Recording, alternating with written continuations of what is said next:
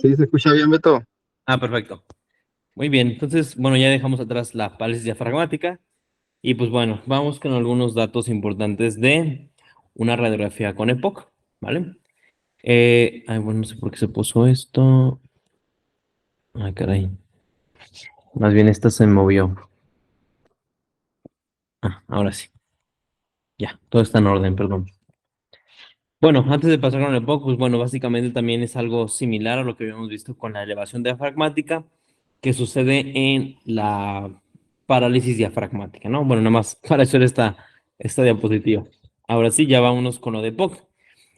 Básicamente con el EPOC sucede pues lo contrario a una parálisis diafragmática, ¿no? Más que elevarse, ahora se van a descender ambos hemidiafragmas, ¿de acuerdo?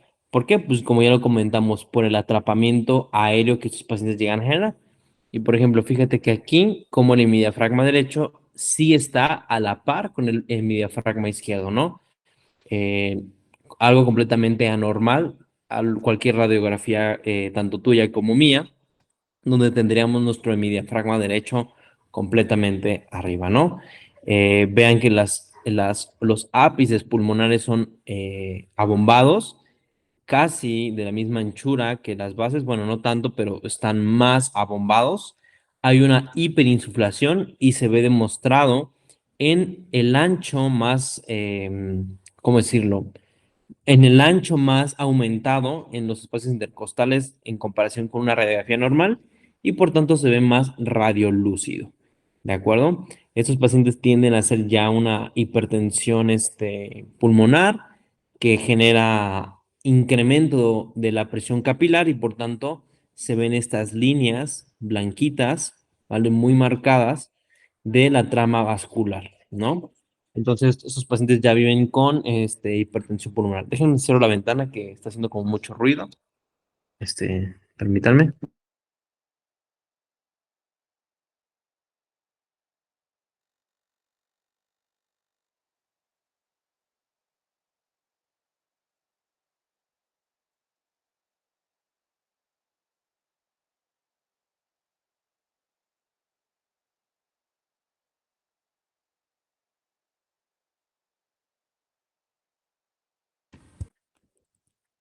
Ahora sí ya, ¿no? Entonces les comentaba que se ve marcado la trama vascular, ¿no? Se ven como infiltrados los pulmones, ¿no? Entonces es como se ve la hipertensión capilar, con esas líneas blancas que llamamos líneas B de Kerley, así se llaman, líneas B de Kerley con K, ¿va? Bueno, entonces aquí está la comparación de ambos radiografías, una normal y una con EPOC. Vean cómo la normal tenemos nuestra cúpula diafragmática bien y la zona de aposicionamiento bien marcada, ¿no? En la inspiración y la expiración el diafragma sube y baja, que es lo normal, mientras que con el paciente con EPOC la zona de aposicionamiento ya es más corta y por tanto también las cúpulas diafragmáticas ya no están tan marcadas, ¿no? Y sucede que están achatados estos hemidiafragmas, ¿no? Es por eso que un paciente con EPOC de preferencia no se tiene que intubar. ¿Por qué? Porque ellos ya están predispuestos a una debilidad diafragmática y a veces intubarlos los condicionamos solamente a una ventilación mecánica prolongada. Entonces recordemos que cuando el paciente con EPOC llega a urgencias por un broncoespasmo exacerbado, muchas veces lo que tenemos que dar es ventilación. De hecho, es una recomendación, grado uno, dar ventilación mecánica no invasiva, ¿no? Porque evitamos la intubación y también se ha visto que la mortalidad es baja. Entonces, mientras se le está dando ventilación mecánica no invasiva, al paciente se le pasan muchos broncodilatadores para que se abra esos bronquios que tienen pues más cerrados de lo que comúnmente lo tienen ya hasta que resuelva, ¿no? Y pues ya, se le quita la no invasiva y listo, se trata la insuficiencia respiratoria. Pero en dado caso que el paciente lo requiere intubarse, pues bueno, se tendrá que intubar, pero va a ser un gran desafío extubarlo, ¿no? Entonces ahí es donde entramos nosotros para rehabilitar y que el paciente se fortalezca y lo podamos extubar y que se vaya a su casa otra vez, ¿no? Muy bien, bueno, eso es todo lo que tenía que comentar de POC, no hay nada más que estudiar. Vámonos con atelectasia, ¿no? Que es de las cosas que más, ¿cómo se dice? ¿qué más vamos a tratar a veces como fisioterapeutas? Casi es lo que siempre nos mandan a hablar, ¿no? Em, que el paciente no lo podemos dar de alta o no puede dejar el alto flujo o no puede dejar el CPAP porque tiene una telectasia lobar derecha, ¿no? O el paciente está desaturando y cuando le toman la placa vemos esto, ¿no? Entonces, es un motivo de consulta frecuente para el fisioterapeuta, ¿no? Entonces, hay muchas formas de identificar las atelectasias, muchos signos, pero bueno, primero vamos a empezar definiendo qué es una atelectasia, ¿no? Básicamente es una condición pulmonar en la cual una parte del pulmón o todo el pulmón está colapsado, ¿no? Total o parcialmente, ¿de acuerdo? Y por tanto, este colapso pulmonar, el resultado es una disminución del volumen, ¿de acuerdo? Pulmonar, ¿vale? Hay una reducción en ese volumen y aire que entra, pues al final de cuentas en los alvéolos, ¿de acuerdo? Y básicamente tenemos clasificaciones de atelectasias, ¿de acuerdo? Existe y bueno, también van a encontrar un montón de clasificaciones, cada autor da una clasificación diferente. A mí la que en lo particular me parece bastante sencilla es esta, que lo clasifica básicamente en atelectasia tipo de relajación. En esta simplemente es que el pulmón no se puede expandir, ¿vale? Debido a que hay algo que lo está comprimiendo, o sea, hay algo que comprime el pulmón, o sea, ejerce presión sobre él de cualquier estructura aledaña. Y esta misma clasificación de relajación se divide en pasiva y compresiva. La pasiva es cuando hay una lesión en la pleura, ¿ok? O sea, lo que está colapsando el pulmón está ubicado en la pleura, ¿de acuerdo? ¿Y qué patologías pleurales tenemos? Pues el derrame pleural y el neumotórax, ¿no? Entonces, un neumotórax hace atelectasia, pero porque hay aire entre la pleura visceral y la pleura parietal y colapsan al pulmón, ¿no? Lo mismo sucede en el derrame pleural, nada más que en vez de ser aire es agua, ¿no? O bueno, puede ser sangre o puede ser pus, cualquier líquido que está dentro de la pleura, igual desplaza al pulmón a colapsar. Y luego tenemos la compresiva, que aquí es donde la lesión no está en la pleura, está directamente en el parénquima y eso impide justamente la expansión, ¿no? Puede ser justamente enfisema o puede ser también una neoplasia pulmonar, así como también otras causas, pero bueno, básicamente son las que se comentan en la compresiva, ¿vale? Entonces, esta es atelectasia de relajación y hay dos tipos pasiva y compresiva, ¿ok? ¿Por qué? Porque también tenemos la atelectasia adhesiva. Esta es debido a que el pulmón no se puede expandir y esto es debido por una inflamación directa en el pulmón, por una enfermedad inflamatoria, ¿vale? O por déficit de surfactante, como puede ser el síndrome de estrés respiratorio agudo o la enfermedad de membrana hialina que es en los pacientes pediátricos, ¿de acuerdo? Entonces, esta es la telectasia de tipo adhesiva y no hay más que decir de ella, ¿ok? También tenemos la telectasia cicatrizal y esta es debido por un proceso propiamente de cicatrización o de fibrosis pulmonar, que obviamente como es un tejido que está completamente diferente a lo que era el pulmón antes, provoca un proceso de cicatrización y retracción o contracción del pulmón, o sea, se retrae y por ende genera un colapso pulmonar.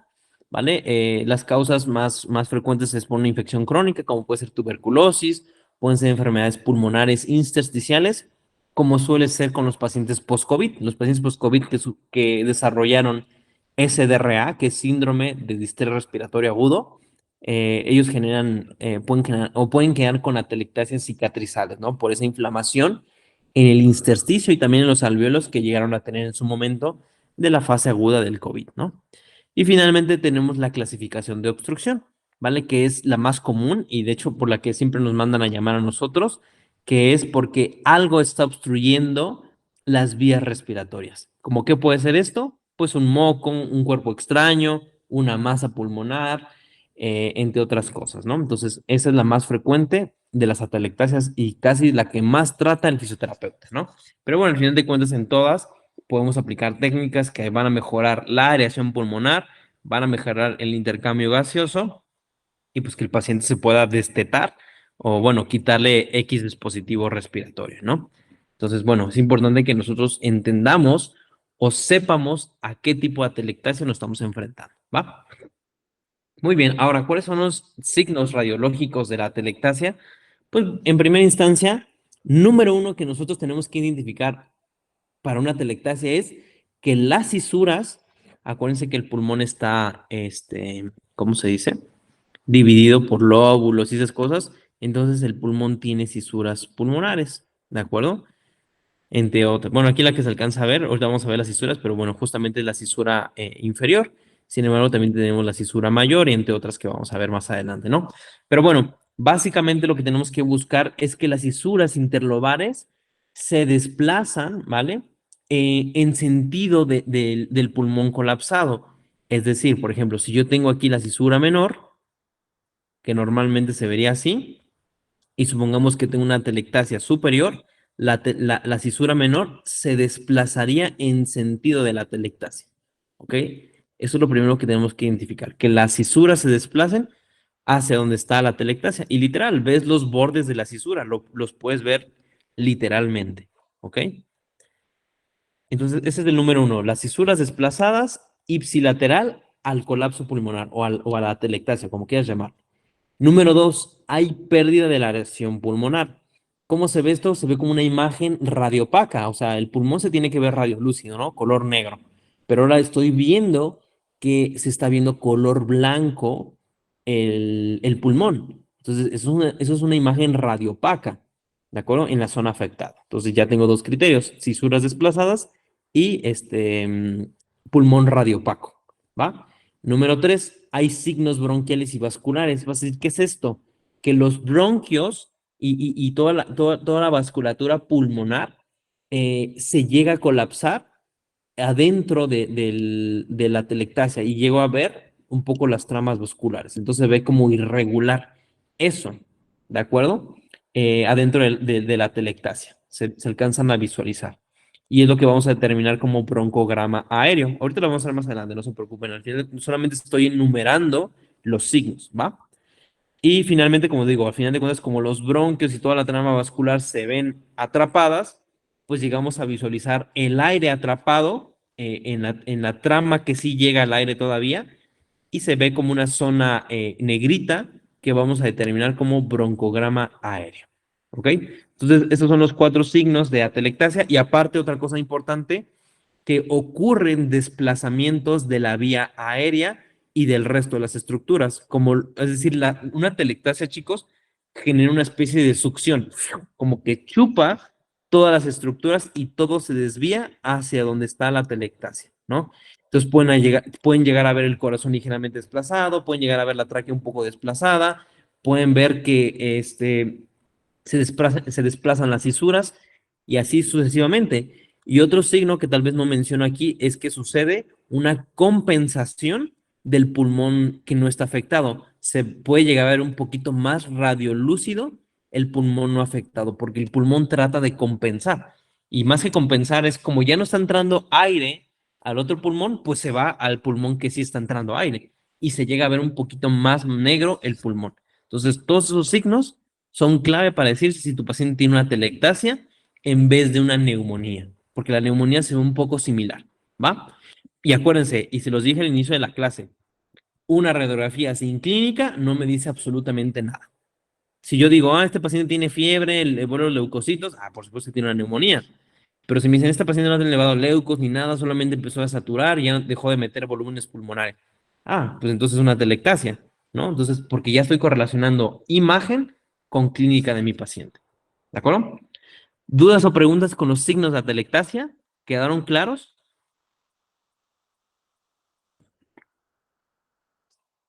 A ver, alguien dígamelos así, resumidos, resumidos. Y no se los quito de aquí, pero alguien dígamelos resumidos así. ¿Cómo me diagnosticarías tú una atelectasia? Quien sea.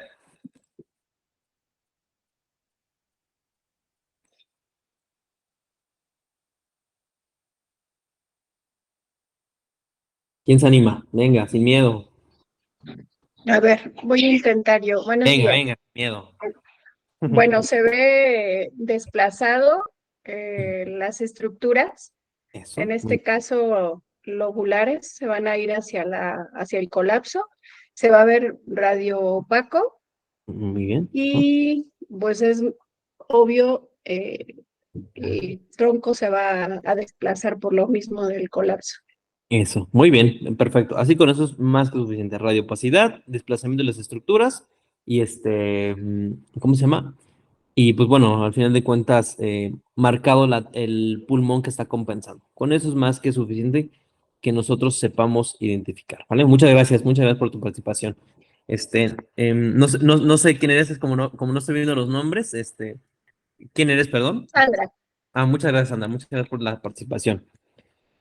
Bueno, la idea de esto participar es para que, acuérdense que el conocimiento si no lo repetimos, no puede ser procesado tan fácil y lo podemos olvidar. Entonces, la idea es que lo escuchemos y después lo digamos, ¿no? Cuando tú le platicas algo a alguien que acabas de aprender, es más fácil que se te quede grabado, ¿no? Entonces, si un día quieren así repasar un tema, lo que sea, platíquenselo a alguien y van a ver que es más fácil que se les quede, ¿va?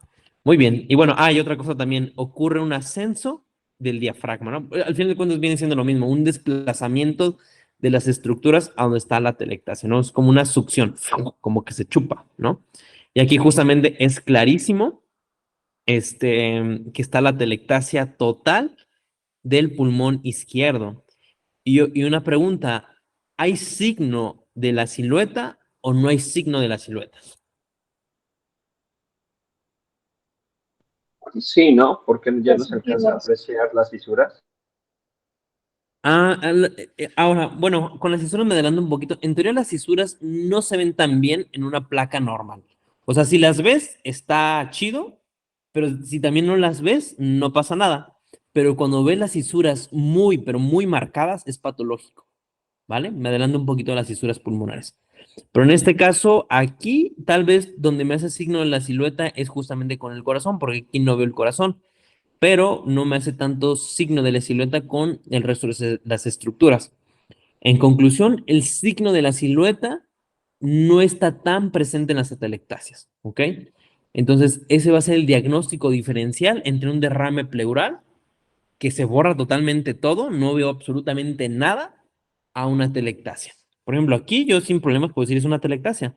No puede ser un derrame pleural porque estoy viendo las costillas. No me ha borrado las costillas. Ya me borró el corazón, pero, y bueno, ojalá todos no nos borran el corazón, pero al menos estoy viendo las costillas y eso me hace pensar que solamente es una telectasia más el desplazamiento que tiene de todas las estructuras. Y eso me hace el diagnóstico diferencial entre derrame pleural y atelectasia, que más adelante vamos a ver derrame pleural, no se preocupen.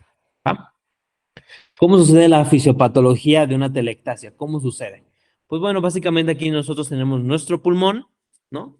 Supongamos que de repente por ahí llegó un moquillo, lo que tú quieras, que en este caso sería más una atelectasia tipo obstructiva, que es la más común que vamos a ver nosotros, y llega y tapa aquí los bronquios porque está hipersecretorio el paciente. Como mi paciente, el aire que se quedó aquí atrapado es oxígeno, ¿no?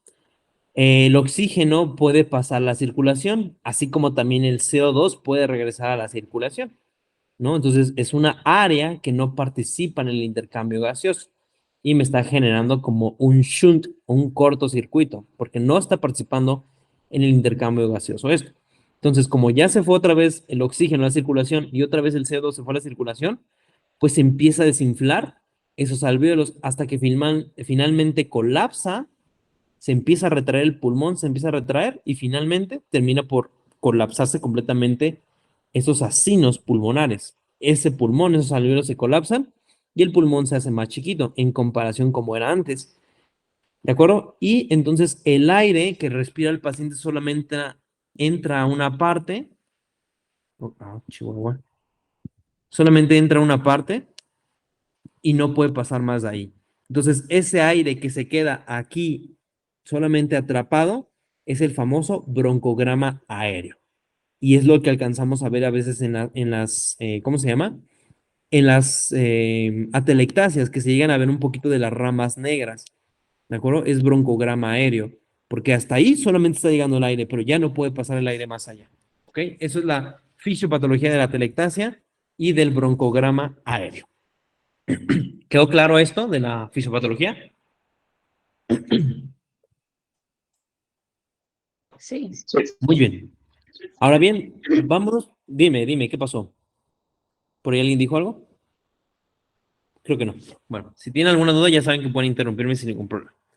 Ahora bien, vamos, ya que encontramos como signos generales de una telectasia, vamos a encontrar otros específicos de los lóbulos que se colapsan. Y aquí tenemos el signo de la S itálica, perdón, que básicamente se forma una S en el lóbulo superior del pulmón derecho, ¿vale? Acuérdense que el pulmón derecho es el que solamente tiene tres lóbulos, superior, medio e inferior, mientras que el izquierdo solamente tiene superior e inferior nada más, ¿ok? Entonces, en este caso está ¿cómo se llama? El lóbulo superior atelectasiado y se ve esa típica S itálica, ¿no? Obviamente la cisura menor que va a estar aquí se va a ver un poquito desplazada como si la tratara de succionar la atelectasia, ¿ok? Y acá lo vemos ya una imagen radiológica. Fíjate cómo el campo pulmonar por debajo de la atelectasia sigue conservando su densidad radiolúcida, mientras que tiene ya esa textura más radiopaca, ¿ok? Y aparte todavía más está atelectasiado en el ápice. Entonces, aquí tenemos la atelectasia. Y fíjate, ¿ya viste cómo está la tráquea?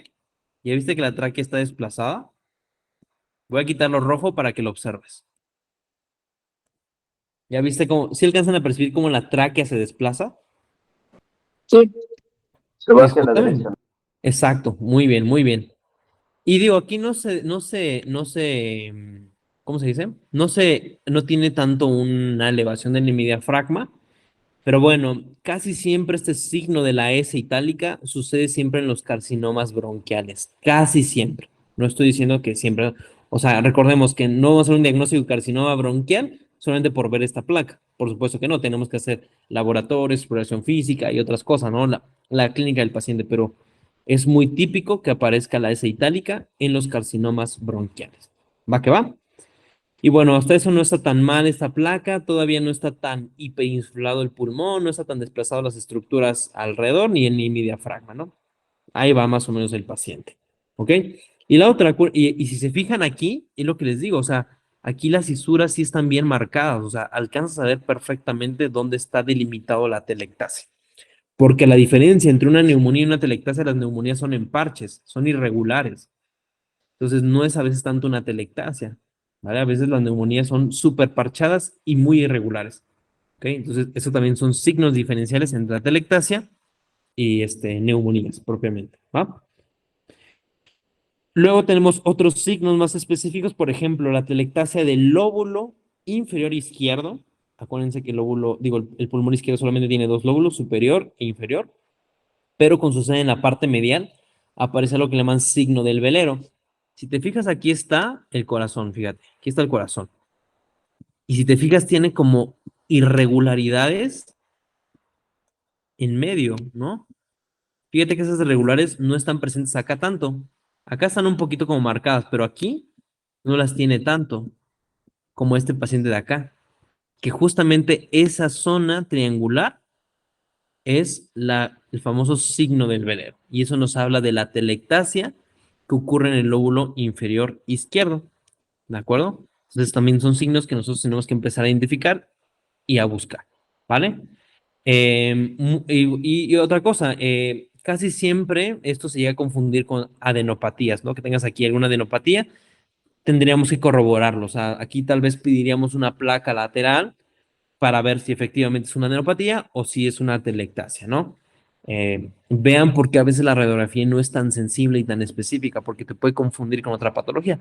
Pero bueno, recordemos que la clínica es quien nos va a hacer el diagnóstico diferencial, ¿va? Otra vez signo del velero, que básicamente se ve esa forma triangular en el lóbulo inferior izquierdo del pulmón izquierdo, ¿va? Aquí tengo igual una telectasia del lóbulo medio. Hace rato yo les platicaba que es la placa lateral, no nos da más información de lo que nos da la AP, pero cuando veamos una telectasia, si te fijas aquí está esta telectasita, mira, se alcanza a ver ahí. ya no está tan radiolúcido como el resto del pulmón, ¿ok? Y la tráquea se ve ligeramente desplazada, ligeramente desplazada. Entonces, hay una opacidad inferior derecha, ¿no? Y acuérdate que el lóbulo, el pulmón derecho se divide en lóbulo medio, ¿vale? Que está aquí aproximadamente. Entonces tenemos el superior, el inferior y el lóbulo medio, ¿no? Entonces en este caso la opacidad, bueno, lo dibujé un poquito más abajo, perdón, que no termino de dibujar bien la telectasia. Aquí está, ahora sí. Aquí está toda telectasia, ¿no? Y justamente corresponde al lóbulo medio, ¿no? Y no tanto al lóbulo inferior.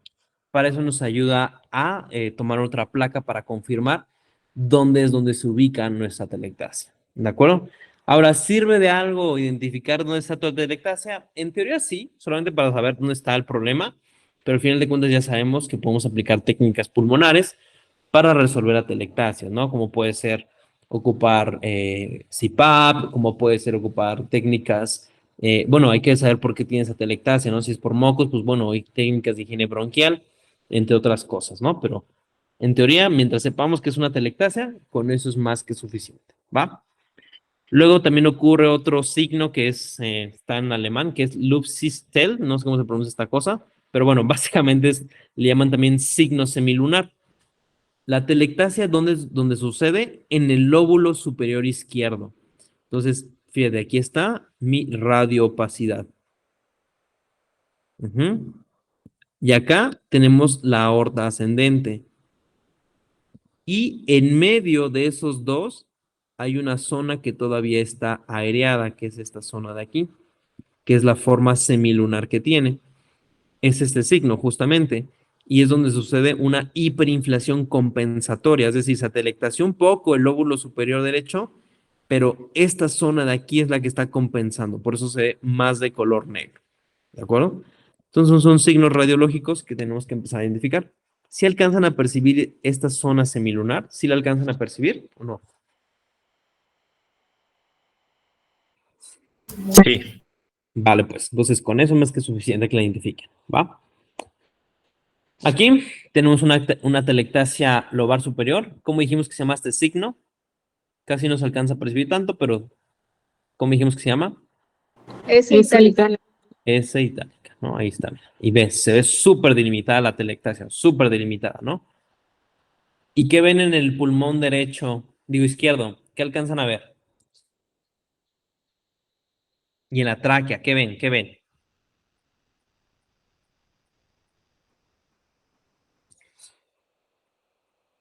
¿Está compensando o no está compensando el otro pulmón? Sí, está compensando. Sí, de hecho se ve como hasta más grande el ápice, ¿no? Se ve un poco más grande y aparte se ve más radiolúcido el pulmón, ¿no? Y la tráquea está un poquito desplazada, no tanto, pero está desplazada. Pero bueno, ahí tienen su atelectasia, básicamente. No se ve la S itálica, pero se alcanza a extender un poquito más abajo de la S itálica. Por eso les decía, no se alcanza a percibir tanto, pero ahí está la atelectasia, ¿no? Y está bien delimitada, por tanto, no sería tanto una neumonía, que es a veces en parches, ¿va? Radiopacidad superior, como lo hemos comentado, bordes bien definidos, o sea, cóncavos, ¿vale? Ascenso diafragmático, en este caso no tanto, en este caso no tanto, ¿vale? Si fuera más extensa, seguramente ya empezaría a generar un ascenso diafragmático, la atelectasia, ¿ok? Ahí, nuevamente una atelectasia superior, vean, desplazamiento de las estructuras del pulmón contralateral, fíjate cómo aquí sí está bien desplazada la tráquea, ¿sí? Está súper desplazada para allá, igual está hiperinsuflado el pulmón izquierdo, ¿no? Incremento del tamaño de los intercostales, como lo habíamos comentado. Puede ocurrir una herniación pulmonar al mediastino, o sea que el pulmón se trata de empezar al mediastino y empieza a comprimir el corazón, ¿vale? Eso sería muy grave, la verdad, pero eso solamente se dan las atelectasias masivas, ¿de acuerdo? Y algo así sencillo que yo les digo, si hay, bueno, aquí me falta una A, perdónenme, aquí una A, pero bueno, si hay opacidad, pero no hay signo de la silueta, seguro que es atelectasia y no derrame pleural. Es lo que les comentaba. Aquí no hay tanto signo de la silueta, puedo ver el broncograma aéreo que tiene adentro. alcanzo a ver todavía las clavículas, alcanzo a ver un poco de los espacios intercostales. Está radiopaco, pero no hay signo de la silueta. Entonces, en esta zona de aquí es una atelectasia. Y ojo, tampoco podría ser un derrame pleural porque los derrames pleurales aparecen abajo. Pero bueno, en dado caso que tuviéramos la duda, ya saben, si hay signo de la silueta, es más un derrame pleural que una atelectasia, ¿va? Entonces vean, si yo puse, si fueran mosaicos las radiografías, si fueran como, ¿cómo se llaman estas cosas que van en el piso? Azulejos, por así decirlo. Básicamente el derrame pleural se ve parejo, ¿ok? Esta textura aquí, más bien esta densidad aquí no tiene textura, está parejita, no hay densidades que se metan en ella, ¿de acuerdo? No hay broncograma aéreo, justamente porque en la pleura no tenemos bronquios, por eso no puede haber broncograma aéreo, solamente es la pleura y ya. Pero cuando el pulmón se colapsa, fíjate que sí tiene un poco de textura, se ve manchadito e irregular. Ese sería como el diagnóstico diferencial visual entre un derrame pleural y una atelectasia, ¿no? Entonces, el del lado derecho es una atelectasia, el del lado izquierdo es un derrame pleural. Si alcanzan a ver las dos diferencias que hay entre los colores y las texturas, si lo alcanzan a percibir, Sí, sí se ve. se ve súper claro, ¿no? Entonces ya saben, esa es la gran diferencia entre un derrame pleural y una atelectasia, ¿va? Aquí, ¿ven algo?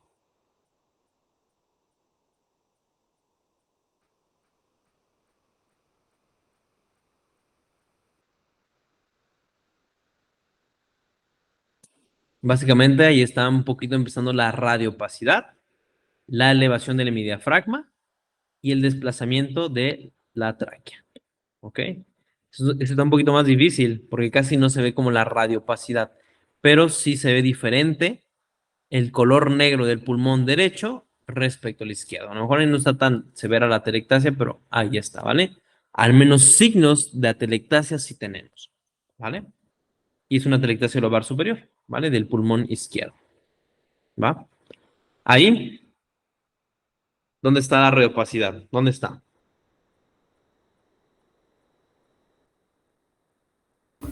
En la base del pulmón derecho, Eso, muy bien. Seguramente aquí, ¿qué sería? ¿Sí sería del lóbulo inferior o el lóbulo medio? ¿O qué me pedirían a mí? una radiografía lateral. Exacto, una radiografía lateral, ¿no? Ahora, ¿hay signos de atelectasia? O digo, aparte de la reopacidad, por supuesto.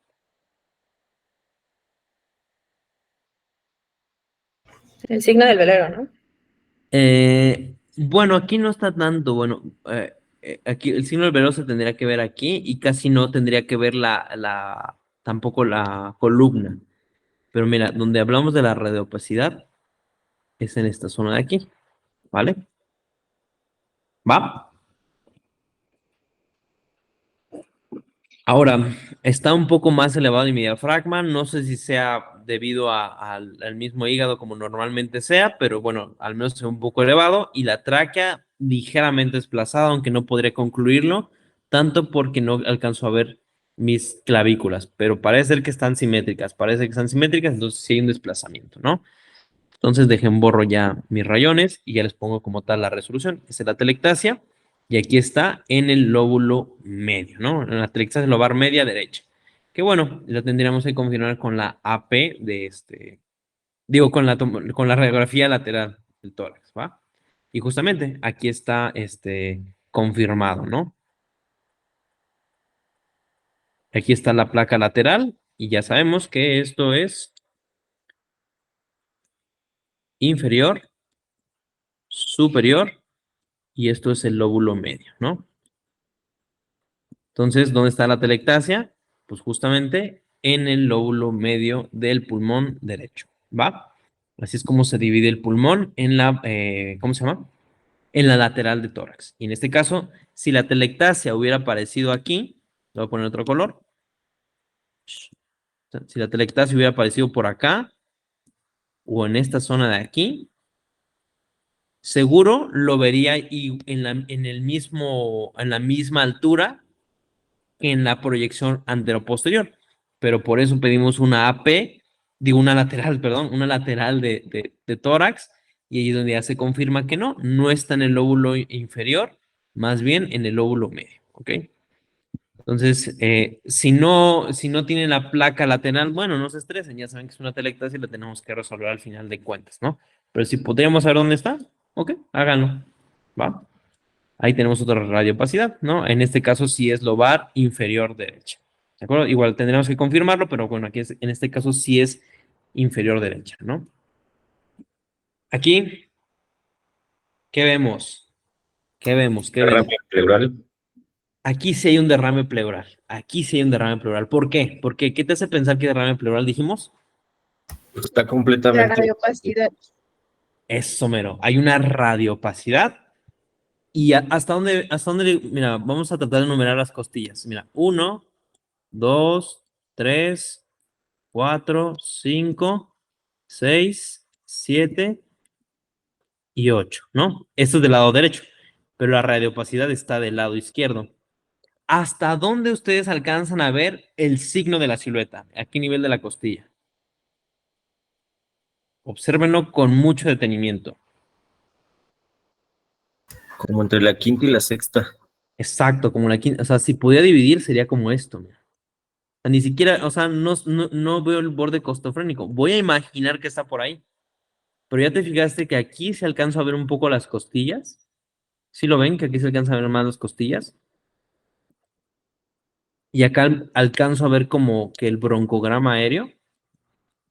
Como se ven unas manchitas, incluso ya empiezo a ver diferentes tonalidades. Acá es una sola tonalidad blanca total, pero acá sí tiene opacidad con textura. Conclusión, ¿qué diríamos? ¿Qué tipo de atelectasia sería esta? ¿Y quién está generando la atelectasia? O sea, es una telectasia del lóbulo superior izquierdo, pero por debajo de lo que decíamos ahí del quinto y sexto es un derrame pleural. ¿Es correcto? Eso, muy bien. ¿Y en qué clasificación entra esa atelectasia? ¿Cómo se llama? ¿De qué? Atelectasia de... ¿Sería de relajación pasiva? Eso mero, muy bien. Es una atelectasia pasiva y entra en la clasificación de relajación por el derrame pleural. En este caso habría que buscar signos, bueno, habría que ver cuál es la etiología del derrame pleural. Puede ser de origen cardiogénico, por sobrecarga de líquidos, de origen renal, de origen hepático, o por un proceso infeccioso, ¿no? Tendríamos que ver. Entonces, en este caso, son dos patologías en una sola radiografía. Y bueno, justamente es el caso es un caso que sucedió y después se solucionó, ¿no? Es una paciente que tenía, no me acuerdo bien el caso clínico, pero tenía de origen hepático y cardiogénico, entonces se solucionó, diurético y toda la onda, la paciente orinó y fue drenando eso, ¿no? Entonces, ¿cómo la ven ahora?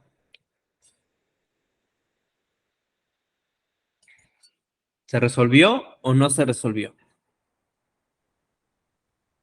O más bien, ¿qué se resolvió?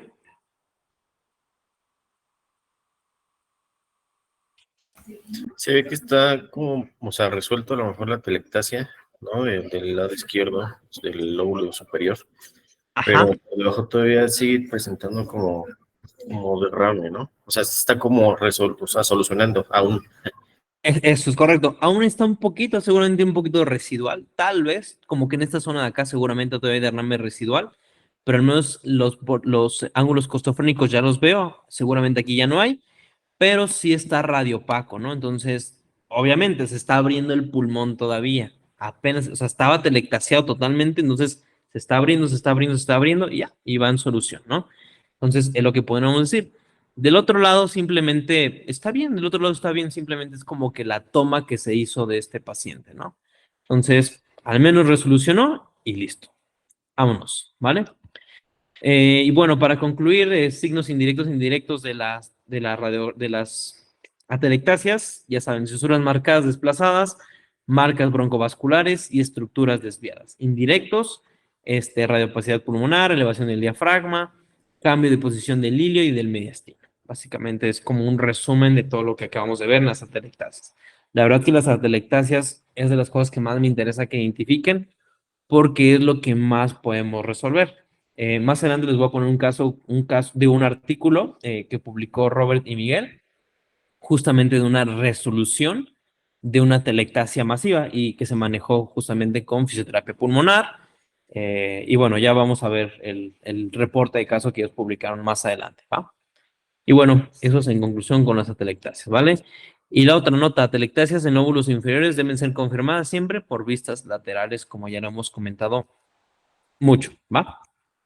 Y bueno, en resumen, tomen una foto, una captura de pantalla. Esto es como un resumen de lo que acabamos de ver de todas las atelectasias, los signos y todo eso, ¿vale?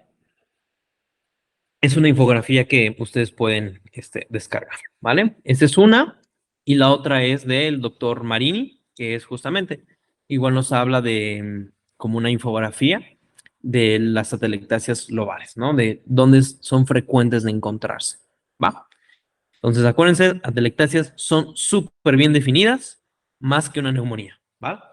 El signo de la silueta puede estar presente, pero no tanto, porque hay broncograma aéreo. Hasta aquí, dudas o preguntas con las atelectasias. ¿Quedó claro?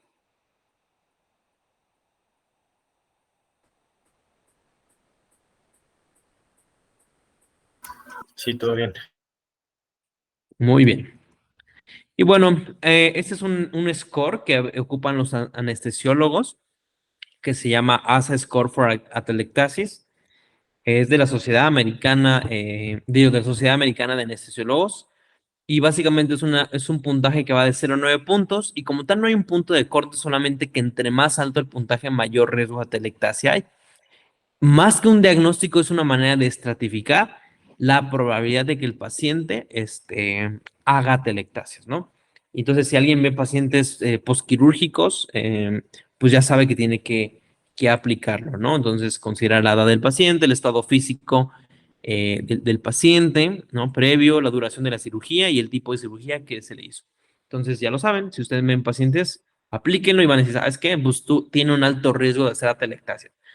Sería conveniente pedirle una placa de tórax o si pueden hacer ultrasonido, pues hacen ultrasonido para ver si el paciente efectivamente nos hizo una telectasia, ¿va? Entonces, ocúpenlo, puede ser bastante útil. Que bueno, los anestesiólogos siempre van a negar que el paciente hizo telectasia, siempre lo van a negar, pero bueno, hay que mejor confirmarlos, ¿va? Pues bueno, vamos a dejar atrás las atelectasias y vámonos con el neumotórax, ¿vale? Que es una situación muy, pero muy peligrosa para el paciente, ¿va? Entonces, básicamente el neumotórax es una acumulación de aire o gas en el espacio pleural. Acuérdense que entre la pleura parietal y visceral lo que hay es agua, hay líquido pleural. De hecho, son como 4 mililitros lo que tiene que haber, si no mal recuerdo, que básicamente son como 4 cucharadas de café, ¿no? Por así decirlo. Esa es solamente la cantidad de líquido que tiene que haber entre ambas pleuras para que tenga un desplazamiento adecuado, ¿no? Y suceda también la expansión y colapso pulmonar. Bueno, más que colapso, expansión y desagregación pulmonar en la inspiración y la expiración de manera normal. Pero bueno, ¿qué pasa cuando este espacio se llena de aire? Pues genera neumotórax, ¿no? Y esto puede provocar dificultad respiratoria en el paciente por ese colapso parcial o total del pulmón, ¿ok? Hay varios tipos, tenemos el espontáneo o el primario, es sin causa aparente y es en personas que están como predispuestas, ¿no? Como qué pacientes están predispuestos a hacer neumotórax espontáneos, los pacientes con enfisema pulmonar, los pacientes asmáticos, los pacientes con EPOC, ¿vale? Entonces, ese es el tipo primario. Luego tenemos o alguna otra condición genética o factores anatómicos, al final de cuentas. Luego del espontáneo tenemos el secundario, que es subyacente a una enfermedad que debilita el tejido pulmonar, ¿no? Como puede ser alguna neumonía y entre otras cosas, ¿no? EPOC, fibrosis quística o enfermedades intersticiales. ¿Va que va? Y el más peligroso, pues justamente es el traumático. Justamente puede ser por una fractura costal, como el caso que vimos hace rato, que no había hecho neumotórax todavía, pero sí un enfisema subcutáneo, que no tarda en hacer un neumotórax seguramente, ¿no? Y esta puede ser por una fractura costal o por un trauma penetrante, ¿no? Como puede ser una herida por arma blanca, por arma de fuego por un arma penetrante, qué sé yo, ¿no? Que le genere al paciente, pues, un trauma penetrante al final de cuentas, ¿va? Y tenemos el de origen iatrogénico, aunque no lo crean, existe, el cual es resultado de una intervención médica. ¿Cómo qué puede ser? Que yo coloqué un catéter venoso central mal, que se hizo una biopsia y por la biopsia pulmonar yo le generé un neumotórax, o porque coloqué una sonda endopleural mal y le generó neumotórax al paciente, ¿no? Eso es común, créanme, y sobre todo el del catéter venoso central es típico, porque para hacer para poner un catéter venoso central, pues bueno, empiezan a picotear aquí al paciente con la aguja y luego se les va de más o pican en una dirección incorrecta y le pican a la pleura y ¡pum! Hizo un neumotórax. Y el paciente se empieza a deteriorar y un montón de cosas, ¿no? Por eso, actualmente se recomienda que la colocación de catéter venoso central sea por ultrasonido. Entonces, ponen el ultrasonido, ahí ven el vaso, pican y entran directamente el vaso y ya no se confunden. O sea, netas, bueno, que suele pasar, ¿no? O sea, suele pasar que a pesar que estés viendo el vaso, pues se equivoquen los médicos, ¿no? Y le den un llegue ahí a la pleura. Pero bueno, en teoría se supone que hacer una colocación de catéter guiado por ultrasonido disminuye la incidencia de neumotórax, ¿no? Entre otras, ¿no? Y otra cosa, también muy importante, nosotros, si no cuidamos la ventilación mecánica del paciente por elevación de presiones pulmonares, nosotros le podemos reventar el pulmón al paciente con el ventilador mecánico y que hagan un neumotórax. Entonces, también eso es una iatrogenia, ¿no? Y acordémonos que nosotros podemos manejar la ventilación mecánica, ¿no? Entonces, las metas de protección pulmonar básicamente son tres. La presión pico, que siempre tiene que estar menos de 35. Presión meseta, siempre tiene que estar menor de 30 o preferentemente menos de 25. Y la famosa driving pressure tiene que estar menos de 15 y preferentemente menos de 13. ¿Vale? Esas son las metas de protección pulmonar que nosotros siempre tenemos que manejar con los pacientes que estén intubados, ¿no? Y la otra también a veces puede ser un neumotórax por una mala técnica de fisioterapia pulmonar, como puede ser colocar el cough assist, que es la máquina de tos. Entonces tú le metes demasiada presión y ¡pum! Revientes el pulmón, ¿no? Entonces se recomienda tener mucho cuidado con el cough assist y acuérdense que el cough assist está contraindicado para personas que tienen bulas pulmonares, entre otras cosas, ¿no? Entonces, todo eso tenemos que valorar antes de aplicar un tratamiento en nuestros pacientes, ¿ok?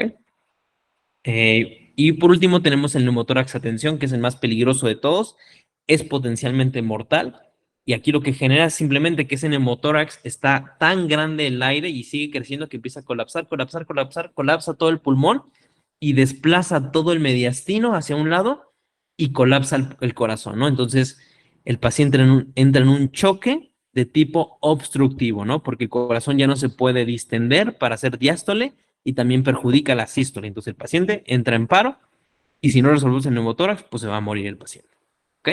Entonces, esos son los tipos de neumotórax que tenemos. ¿Alguna duda o pregunta con alguno de ellos? ¿Ninguna? No. Vámonos. Ahora, muy importante en el neumotórax no se tienen que intubar de preferencia. Si un neumotórax se intuba, nosotros le quitamos el mecanismo protector que tiene el diafragma con el neumotórax. Cuando el paciente está respirando espontáneamente, el diafragma genera presión negativa, inspira, y esa inspiración hace que que el pulmón se vuelva a traccionar y expandir un poco, evitando que llegue a un colapso total y un neumotórax a tensión. Pero cuando tú intubas al paciente, le quitas ese mecanismo porque ahora el paciente está sedado, ¿no?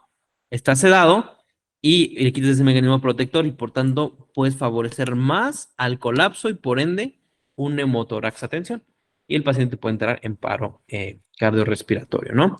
Ahora, si el paciente de verdad tiene mucha dificultad respiratoria y se tiene que intubar, ni modo, se tiene que intubar. Simplemente, más bien, cuida que tu paciente no te vaya a hacer un neumotórax a tensión, ¿vale? Y bueno, aquí está la otra como tipo clasificación del neumotórax. El cerrado, que va a ser como espontáneo, por así decirlo, o el que es abierto, ¿no? este de neumotórax abierto, de cierto modo, no puede entrar a neumotórax a tensión, porque la penetración del aire, bueno, donde está la penetración, entra y sale el aire, ¿no? Entonces se queda como en equilibrio. Digo, no es que esté bien, pero aquí te da más chance que el paciente se te ponga, que no se te ponga tan inestable y te da tiempo de hacer terapéutica. En este caso tendríamos que poner una sonda endopleural que succione ese aire y se empieza a expandir otra vez el pulmón, ¿no? Pero está también el neumotórax a tensión, que es cerrado, que obviamente solamente por la inspiración el paciente mete más aire, pero cuando el paciente quiere expirar se cierra como una válvula unidireccional y eso se genera el neumotórax a tensión, ¿ok?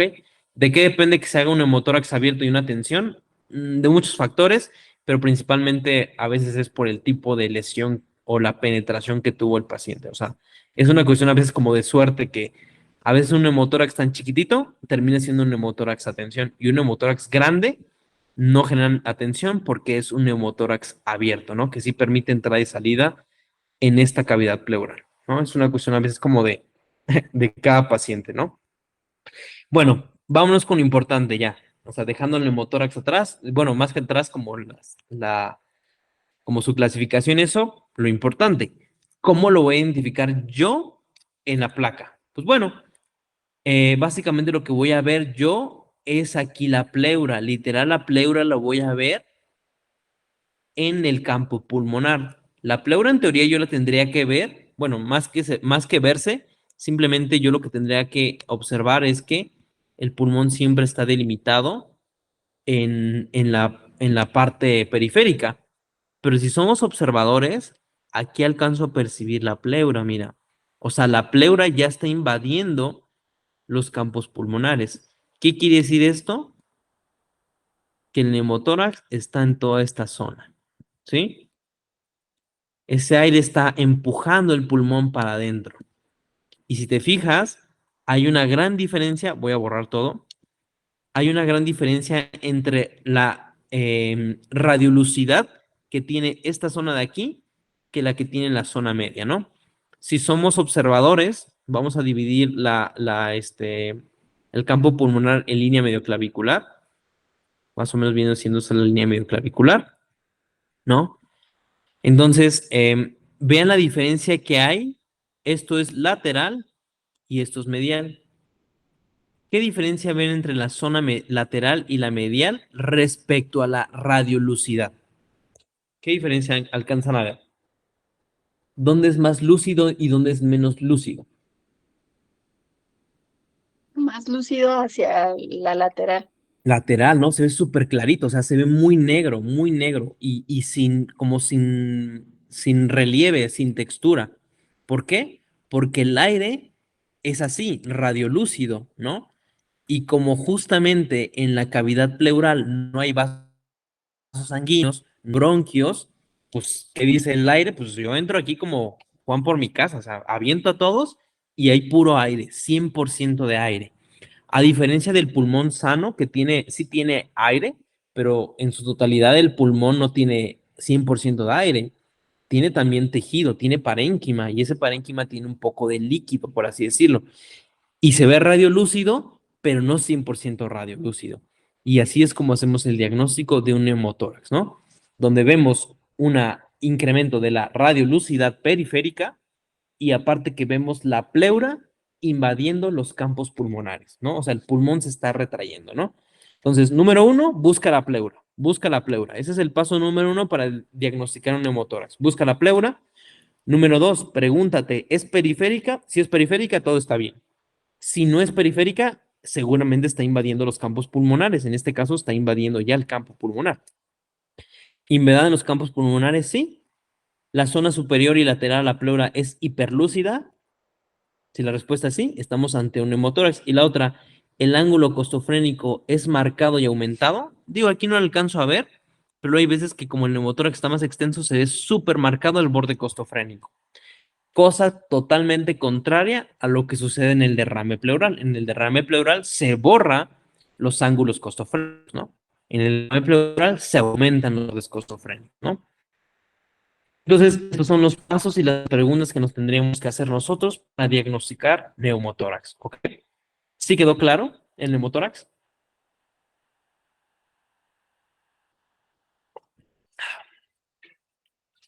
¿Dudas, preguntas? ¿Sí? Vámonos. Aquí, ¿dónde está el neumotórax? ¿Dónde está? El pulmón derecho. Pulmón derecho, ¿no? Y acuérdense que como el aire tiende a ir hacia arriba, siempre lo vamos a ver en los ápices. Bueno, al menos que al paciente lo acostemos o lo pongan en prono, pues bueno, obviamente el aire siempre va a tender a ir hacia arriba, ¿no? Entonces lo vamos a encontrar siempre en los ápices. Y fíjate que se ve un poco más abombado el ápice derecho que el izquierdo, ¿no? Y ahí está, justamente bien ubicado el neumotórax, ¿no? De hecho, sí se alcanza a extender un poquito hasta las bases, ¿no? Muy pequeño, pero se alcanza. Afortunadamente, todavía no sobrepasa del todo la línea media clavicular, ¿vale? Así también es como podemos delimitar el neumotórax. Oiga, doc, ¿sabe qué? Que en la placa de tórax el paciente tiene neumotórax, pero todavía no sobrepasa la línea media. Ah, perfecto. Pasan 2 horas y ahora el neumotórax está hasta acá, ¿no? O sea, supongamos que ya sobrepasó la línea media. Entonces, ¿qué pasó aquí? Evolucionó el neumotórax, o sea, no está sirviendo la sonda endopleural que le pusieron, ¿no? Supongamos que le hubieran puesto la sonda endopleural al paciente, ¿no? Entonces, eso también ayuda a monitorizar el neumotórax, ¿va? Aquí, ¿dónde está el neumotórax de la placa del lado derecho? ¿Dónde está? El pulmón izquierdo. Pulmón izquierdo. Ahí se ve súper clarísimo, o sea, ven la diferencia de tonalidades de negro. O sea, de la parte lateral se ve hiperlúcido, o sea, sumamente negro, y ven cómo está colapsado el pulmón izquierdo, ¿no? Pregunta, ¿está a tensión ese neumotórax? ¿Ven algún desplazamiento de la tráquea, del corazón? ¿Algo? No, No, no. afortunadamente no. Y la otra, ¿se extiende el neumotórax a lo largo de todo el pulmón? Sí, ¿Sobrepasa la línea medio clavicular? sí. Sí, eso, muy bien, muy bien. Todo eso me tienen que decir. Excelente. Y el de la placa derecha, bueno, ahí está más que señalado. Está en el pulmón derecho. Está en toda. Ah, mira, fíjate, aquí en estos dos pulmones que les puse, aquí sí se marca, mira, bastante el borde costofrénico. Súper marcadísimo, muy picudo, ¿no? Y obviamente, pues es clarísimo el neumotórax, ¿no? O sea, aquí está. Bueno, el pulmón colapsado y el resto viene siendo. Ah, carajo, me choca que aparezca eso, no sé cómo. Ahí está. Vale, todo eso es el neumotórax que tiene mi paciente, ¿no? Pregunta, del pulmón, digo, del paciente del lado derecho de la pantalla. ¿Es atención en neumotórax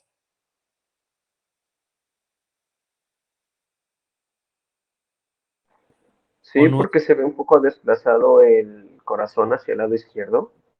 Se ve un poco, ¿no? Y bueno, ¿y qué opinas de la tráquea? ¿Se ve la tráquea desplazada? Mira, aquí está la carina. La tráquea está para arriba. Parece que no, ¿verdad? Parece que no está desplazado. Pero sí, como comentas, el corazón se ve un poquito desplazado, ¿no? O sea, como que se ve corazón en gota. En este caso, ojo, muy bien, o sea, muy bien contestado. Aquí lo que tendríamos que hacer es tomarle una tensión arterial a este paciente, ver la frecuencia cardíaca, que no esté taquicárdico, no esté hipotenso, o sea, que no tenga datos que el paciente se está chocando, ¿ok? Muy bien identificados los neumotórax. Aquí, onta, Del onta. lado izquierdo. En el izquierdo. ¿Y cómo lo ven? ¿Cómo lo ven este paciente? ¿Está bien? ¿Creen que esté bien o esté mal este paciente? Mal, sí. Sí, este sí se ve como atención, ¿no? O sea, ve la tráquea, ¿cómo se ve la tráquea? ¿Hacia dónde se está yendo la tráquea? Desplazado Hacia la izquierda. Derecho, ¿no? Hacia la derecha, mira, fíjate. hacia la Para acá. derecha. Ah, sí, hacia la derecha. Sí, Perdón. hacia la derecha. ¿Sí, no? Y el corazón, mira, uy, como que ya se ve medio aplastadillo ahí, ¿no? Se ve medio aplastado.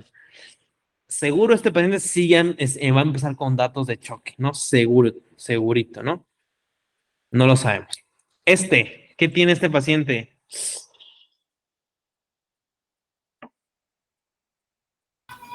Tiene unas fracturas costales. Fracturas costales. Ajá. ¿Qué más? ¿Qué más tiene? ¿Y qué provocó Desplazamiento del corazón.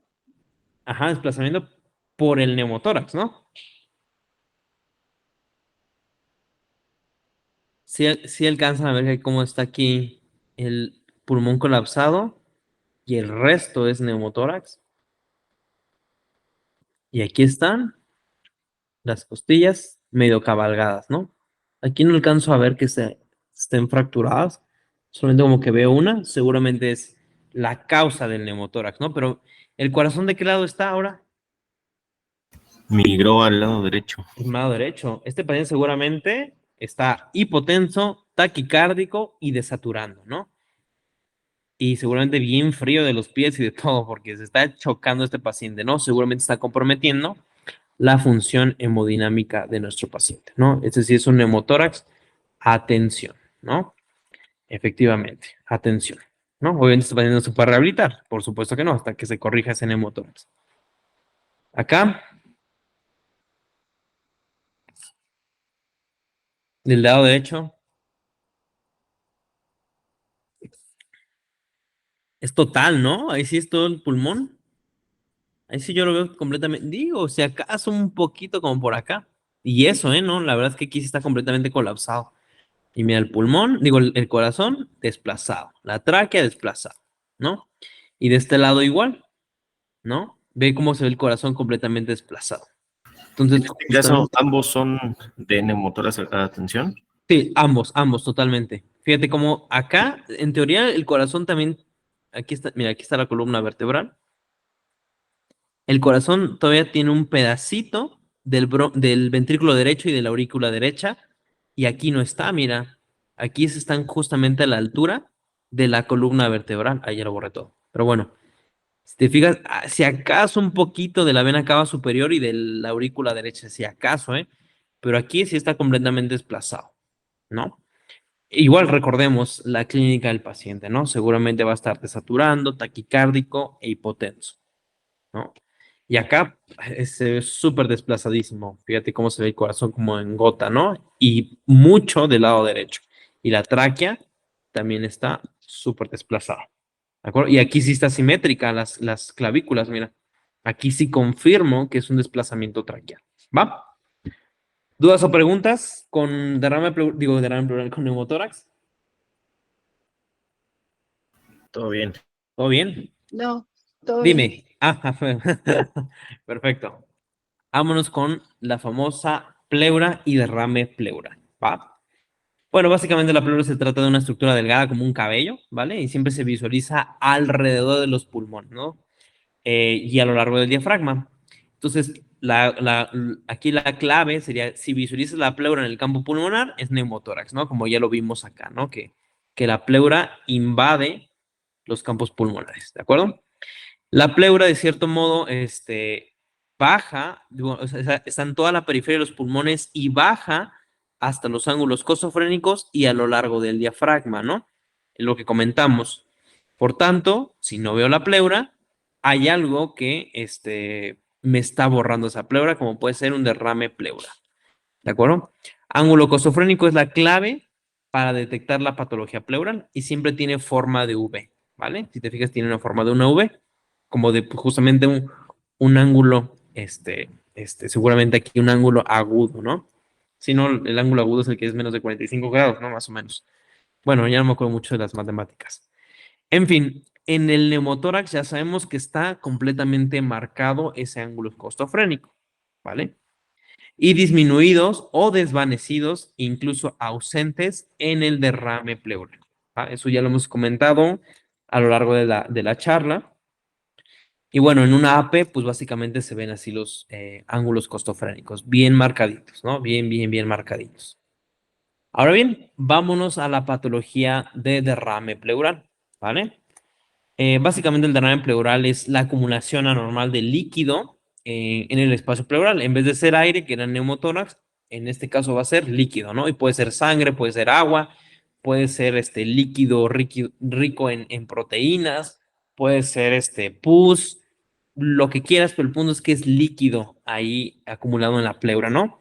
Dijimos que más o menos son como unos 4 mililitros distribuidos en toda las pleuras, ¿no?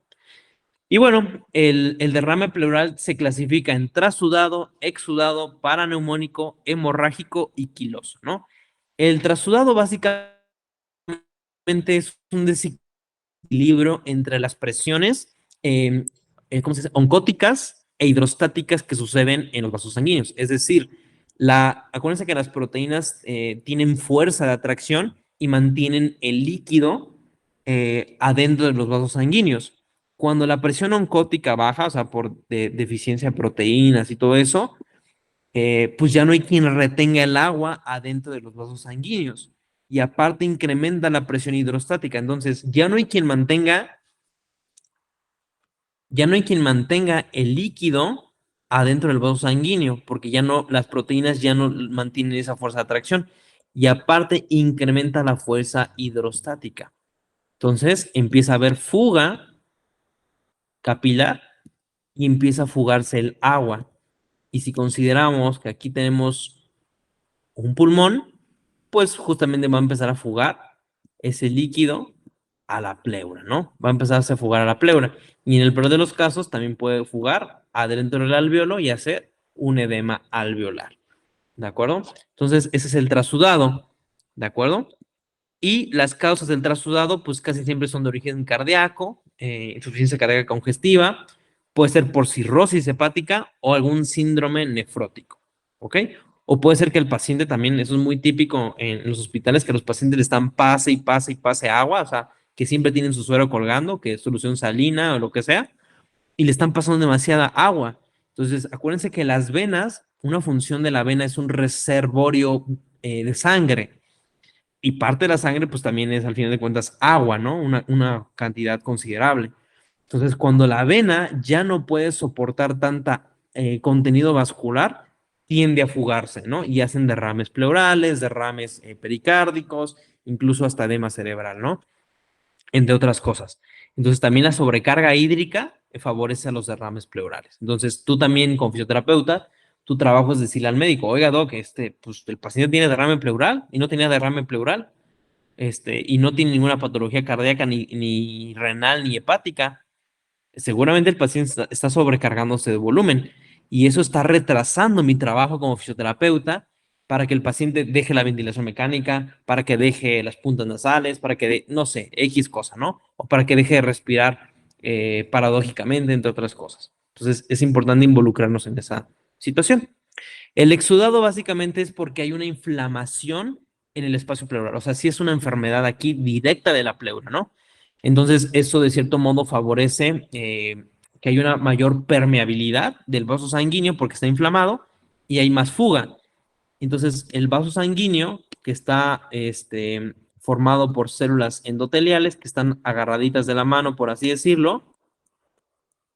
Imagínense que entre ellas están agarradas de la mano, como hay una inflamación directa, pues hay mayor fuga, ¿no? Y como son espacios grandes, pues solo fuga tanto agua como proteínas. Entonces tiene una textura o una apariencia diferente el derrame pleural trasudado, que es pobre en proteínas, del exudado, que es rico en proteínas. ¿De acuerdo? Por lo regular, los exudados siempre son por infecciones bacterianas, virales, neoplasias, embolismo pulmonar o puede ser por trauma también, ¿vale? El paraneumónico es una complicación secundaria a una infección directamente en el pulmón, suponiendo que el paciente agarró una neumonía y esa neumonía progresó y eso hizo que empezaran a generar un derrame paraneumónico, ¿de acuerdo? Y por lo regular siempre es con empiema, ¿no? Se ve así que es pus o es complicado, entonces el derrame pleural se ve que tiene ahí como vainas de fibrina. Eso es el paraneumónico, ¿ok? El hemorrágico, pues bueno, es más que obvio que no es agua, no es pus, simplemente es sangre, ¿no? Y esto puede ser directamente por un trauma, por ejemplo, el paciente que se accidentó y se pegó en el tórax con el volante y tú lo valoras y hay agua ahí, no piensas que es agua, piensas que es sangre por el trauma que tuvo, ¿no? Es un paciente politraumatizado, ¿no? También por embolismo pulmonar, por neoplasias malignas y vasculitis también puede suceder. Y el que es menos frecuente es el quiloso, ¿vale? Simplemente es por una obstrucción linfática, ¿no? Y entonces lo que hay es líquido linfático. Obviamente, siempre que nosotros encontramos un derrame pleural, lo tenemos que reportar y el médico lo que tiene que hacer es una extracción, una punción de este derrame pleural y lo tiene que mandar a estudio para saber qué es. ¿De acuerdo? Entonces, esta es la clasificación del derrame pleural, ¿vale? Y ahora, para saber si es trasudado o exudado, aplicamos a lo que se llaman criterios de Light, que básicamente vemos la relación del LDH, pleural y suero. Si es menos de 6, es trasudado. Si es exudado, es más de 6. Y así lo mismo con la relación proteínas pleural con el suero, ¿no? Por así decirlo. Y si es menos de 5, es trasudado. Y si es más de 5, es exudado, ¿va? Pero al final de cuentas lo que más nos interesa y lo que más te va a dictaminar es la cantidad de proteínas, que justamente es aquí, la relación de proteínas. Eso es lo que más cuenta, ¿no? Entre otras, ¿no? El LDH en líquido pleural, si es menos de 2 tercios del límite superior de lo normal de LDH sérico, es trasudado. Pero si es mayor, es exudado. Esto no se compliquen, es algo que meramente hacen los médicos para clasificar el derrame pleural. Entonces, a lo que a nosotros nos interesa, o lo que tú preguntarías sería, oiga, doc, ¿por qué el paciente hizo derrame pleural? ¿Es exudado o trasudado? Entonces él te va a decir, ¿sabes qué? Los criterios de Light apuntan a que es más exudado. ¿Por qué? Porque tiene más proteínas ese líquido. Ahora te puedes decir, ¿sabes qué? Está descompensando su insuficiencia cardíaca. O ¿sabes qué? Ya empezó con falla renal y por eso está reteniendo líquidos y y por eso está expulsando agua y se está yendo a la cavidad pleural. Eso es lo que nos interesaría a nosotros como fisioterapeutas, ¿va? Y bueno, aquí básicamente es como una infografía de cómo se podría dividir el derrame pleural en trasudado y exudado. Insisto, el derrame pleural trasudado es simplemente agua y pobre en proteínas y LDH, mientras que el exudado es alta en proteína y con alto LDH, ¿de acuerdo? Y son fisiopatologías completamente diferentes. El trasudado es de origen extrapulmonar, mientras que el exudado es intrínseco. O sea, el problema es directamente del pulmón. ¿Va? Muy bien. Pues bueno, ya dejando esto, que es importante que sepamos que estamos tratando y a qué nos enfrentamos, pues bueno, vamos a saber detectar un derrame pleural, ¿no? Entonces, básicamente el derrame pleural, yo lo voy a identificar igual. Busca la pleura. La pleura ya vi que está periférica. Perfecto. Pero, ¿qué crees? No alcanzo a ver el hemidiafragma y se supone que la pleura tiene que estar a lo largo de los hemidiafragmas. Y aquí no lo alcanzo a ver en el hemidiafragma. Perfecto. Tengo un criterio. Segundo criterio, ¿se borró la base pulmonar y los ángulos costofrénicos? En este caso, sí. O sea, quiere decir que tenemos un signo de la silueta positivo. ¿Ok? Número 3, tenemos el famoso signo del menisco, ¿vale? Que básicamente que es la curvatura en C del borde inferior del pulmón colapsado. Es decir, aquí tengo la forma en C del menisco, ¿no? Bueno, aquí, perdón, es 4, no 3. Básicamente veo una zona radiopaca sin broncograma aéreo, ¿ok? Y es una zona muy homogénea, o sea, no tiene tantas texturas. ¿Por qué? Porque no hay bronquios ni vasos sanguíneos adentro de la pleura. Por tanto, es el signo de la silueta positivo. Entonces, si estos 4 signos los tengo presentes, es un derrame pleural hasta demostrar lo contrario. Que ojo, puede venir el derrame pleural acompañado de una telectasia o el derrame pleural acompañado de una neumonía, por supuesto. Pero al menos si se te borran los bordes costofrénicos de manera abrupta y hay signo de la silueta, pues es un derrame pleural. ¿Ok? ¿Hasta aquí alguna duda, pregunta? ¿Cómo vamos? ¿Bien?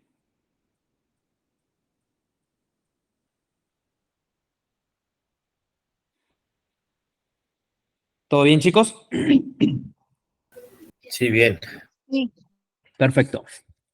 Y bueno, aquí está más claro cómo está el pulmón acá, el derecho completamente expandido, el izquierdo está colapsado y todo lo que está por debajo, pues, justamente es agua. ¿De acuerdo? Ahora, ojo, y esto es una gran limitación que tiene la placa de tórax. Necesito 200 mililitros de agua para que puedan ser detectados en la radiografía. Si son menos de 200 o menos de 150, seguramente la placa de tórax no me lo va a arrojar. Y ojo, y bueno, ya les dije que yo soy como en pro del ultrasonido. Con el ultrasonido solamente necesitas unos 10 mililitros para detectar el derrame pleural. Entonces es más rápido que lo detectemos con el ultrasonido que con la radiografía de tórax. ¿De acuerdo? Pero bueno, ahora sí que hay que aplicar el instrumento que más tengamos como, perdón, ya ando aquí hablando como Lolita Ayala. Pero bueno, es más fácil que encontremos el derrame pleural con el ultrasonido que con la radiografía. Bueno, y hay que ocupar lo que tengamos en disponibilidad simplemente. ¿Ok? Otra vez les pongo las texturas. Derrame pleural, la textura del lado derecho, que es completamente homogénea, sin rebordes, sin textura, sin irregularidades, mientras que la telectasia es más heterogéneo, ¿no? Porque pues tiene vasos sanguíneos y porque tiene bronquios adentro del pulmón, ¿no? Estos adentro de la pleura, estos adentro del pulmón, ¿de acuerdo? Esas son las grandes diferencias entre una patología y la otra, ¿vale? No hay broncograma aéreo, ¿por qué? Porque el líquido no colapsa nada adentro del espacio pleural, pero sí te colapsa el lóbulo, o sea, sí te lo avienta para arriba. Entonces, abajo tienes derrame pleural, pero arriba tienes la atelectasia, ¿vale? Y en este caso sería una telectasia de tipo de relajación de manera pasiva, ¿ok? Aquí, ¿dónde está el derrame pleural? ¿Dónde está? Súper claro. En el pulmón izquierdo. Pulmón izquierdo y ¿qué lóbulos afecta? ¿Inferior o superior? Inferior. Inferior, ¿no? Y te está como que colapsando por allí ya el lóbulo superior, ¿no? Entonces tienes una telectasia pasiva, ¿no? Pero por el derrame pleural, ¿va? Acá, En el derecho. derecho. A ver, ¿me pueden enumerar los signos del derrame pleural aquí?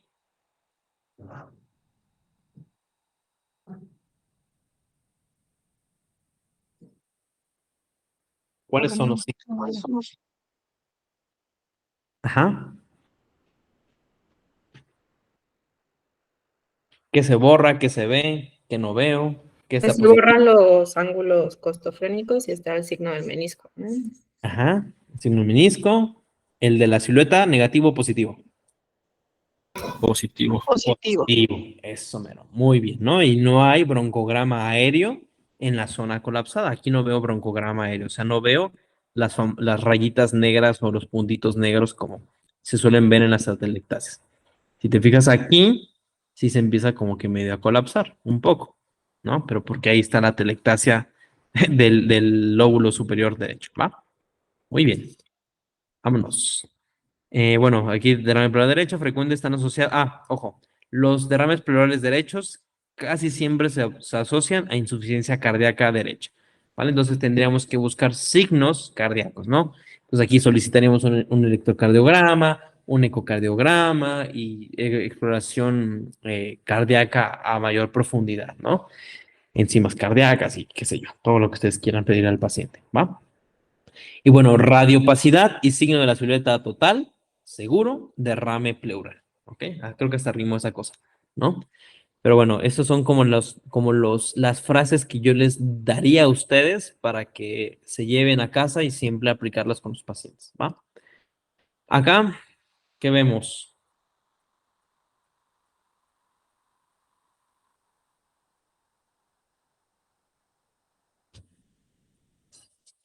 ¿Qué patologías hay acá?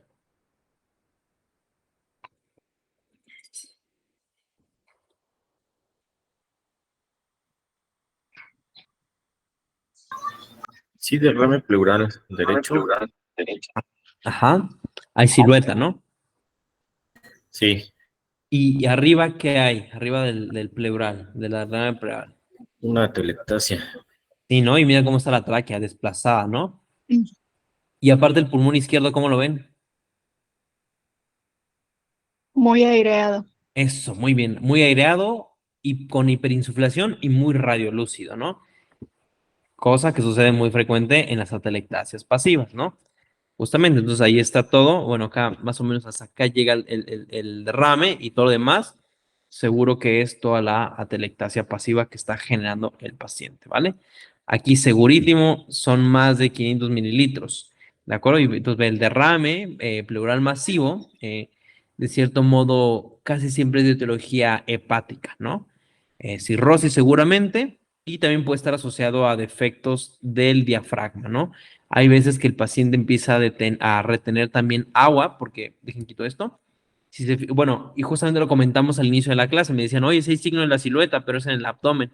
porque acá no veo nada. Pues sí, seguramente es ascitis, hay agua en el abdomen que también seguramente se está fugando acá, ¿no? Y si te fijas, se ve bien delimitado esto, ¿no?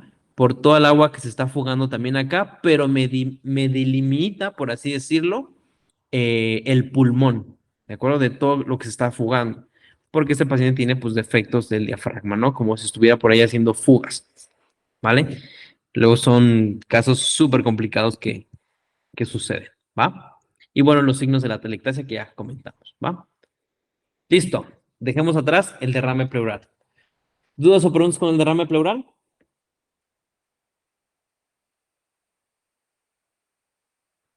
No, ¿No? Muy bien. No, Vámonos con el mediastino, que también son patologías muy complicadas y tendríamos que resolverse antes de abordarlos en la rehabilitación, ¿no?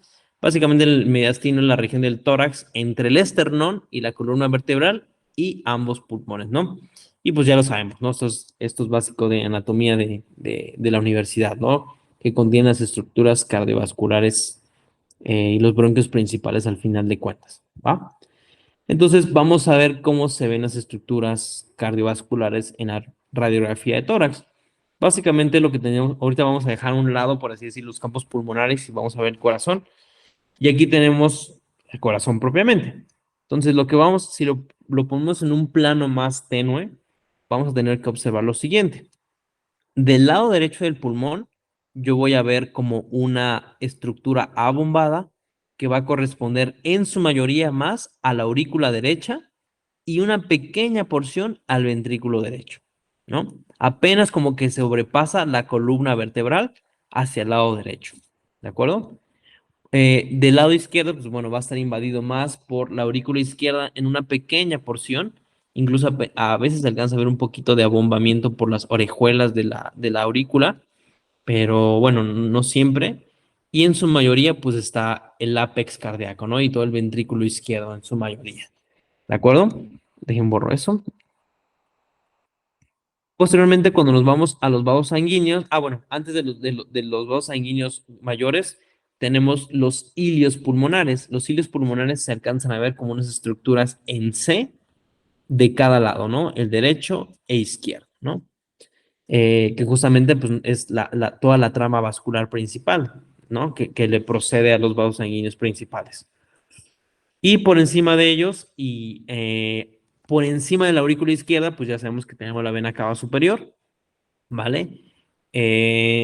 Superior tenemos a la aorta ascendente, ¿de acuerdo? Y hay que buscarlo siempre en la zona media del hilo pulmonar, ¿vale? Esa cosa se llama unión de la vena cava superior y la aurícula derecha, ¿vale? Esta es la zona que siempre tenemos que buscar, ¿vale? Esto, siempre aquí, ¿de acuerdo? ¿Por qué? Porque esto es muy importante que si mi paciente tiene un catéter, supongamos que el paciente tiene un catéter, tendría que terminar en esta zona de aquí, en esta unión entre la vena cava superior y la aurícula derecha, ahí es donde tendríamos que ver que termina la guía del catéter, ¿de acuerdo? Y si ustedes ven que el catéter está hasta acá, pues ya es un problemota que tiene el paciente, ¿no? Porque seguramente está metido más de lo normal. Y seguramente el paciente puede empezar a hacer arritmias y entre otras cosas, ¿de acuerdo? Bueno, eso es importante.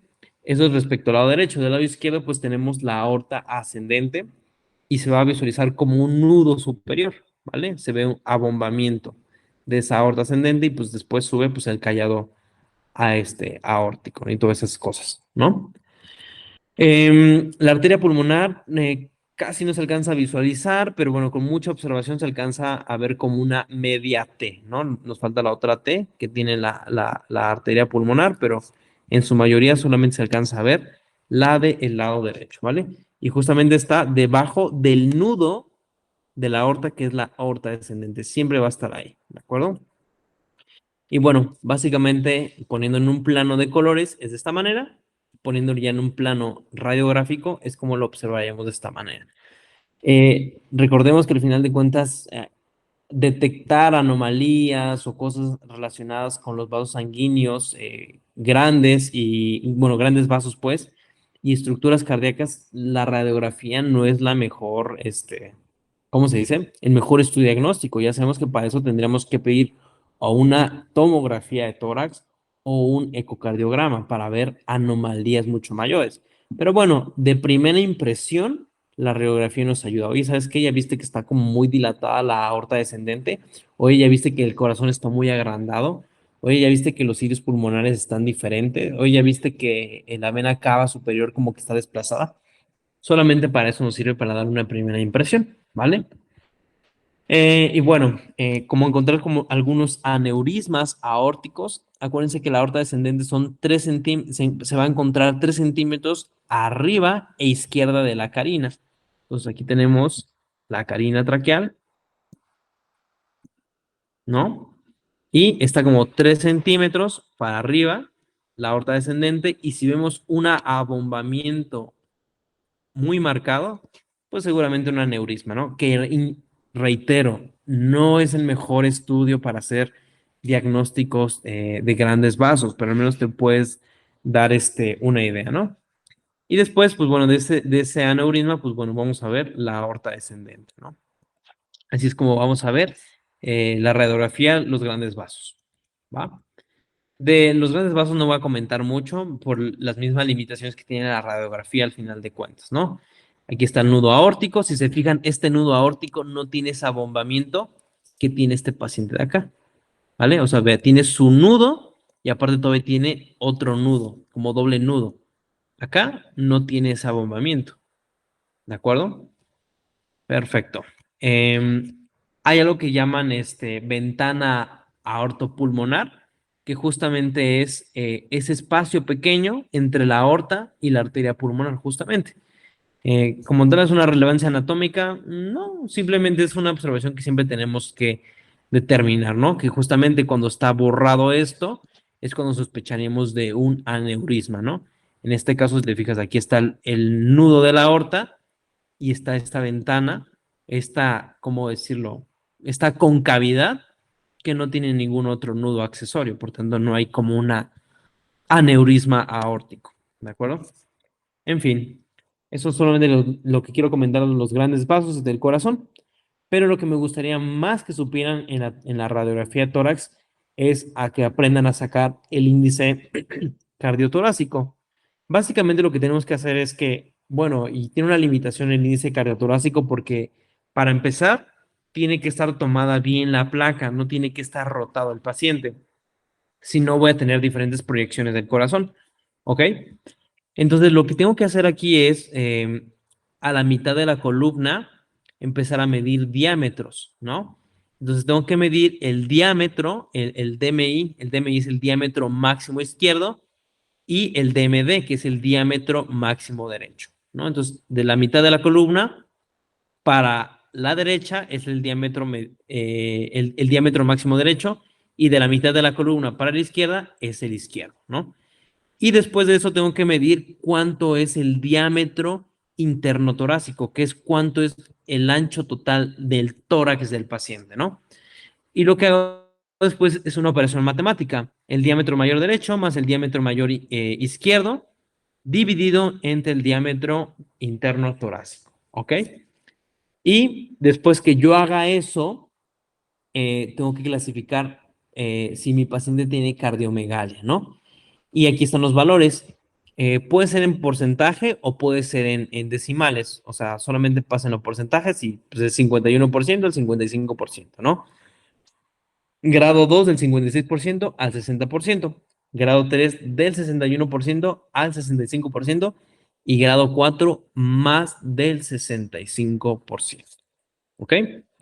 ¿Quedó claro esto? Porque voy a poner ejemplos ahorita, pero ¿quedó claro cómo se saca este índice?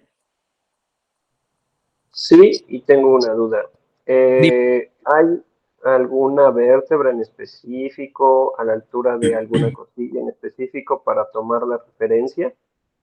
No, como tal, digo, tú solamente trazas toda la mitad de toda la columna, ¿vale? Toda la mitad, ¿ok? Y el diámetro torácico interno es la parte más ancha que veas del tórax. Si te fijas acá, se mete un poco, por tanto, este no es el ancho más grande, sino sería más bien esta zona de aquí. Con eso es más que suficiente y es casi siempre a la altura de donde están los semidiafragmas, casi siempre. ¿De acuerdo? Y ya, nada más eso. ¿Ok? Y aparte, considerar que a veces que el paciente tiene el hemidiafragma más arriba, entonces, como tal, tomar en cuenta una vértebra no va a ser factible, ¿no? Porque si el paciente tiene el hemidiafragma más arriba, pues seguramente ya no estás en la misma vértebra que si tuviera el hemidiafragma más abajo. ¿Va? ¿Sí quedó respondida la pregunta? Sí, gracias. Vale, vale. Perfecto. Entonces, bueno, eso es cómo se hace el índice cardiotorácico. Ahora bien, vamos a hacer algunos ejemplos que ustedes me van a ayudar a contestar. Ahí están las medidas. Se tiene que dar en centímetros las medidas. ¿Cuánto tiene de índice cardiotorácico este paciente? Sería 2 más 3 entre 11 por 100. 45. 45. ¿A todos les dio 45? Sí, Sí, 45%. ¿Este paciente tiene cardiomegalia? No. No, ¿verdad? Ni No. siquiera grado 1. Perfecto. Vámonos. Bueno, bueno, ahí les voy a poner los valores, pues. ¿Qué tiene? Digo, a grande vista, luego se ve, ¿no? ¿Cuánto les da?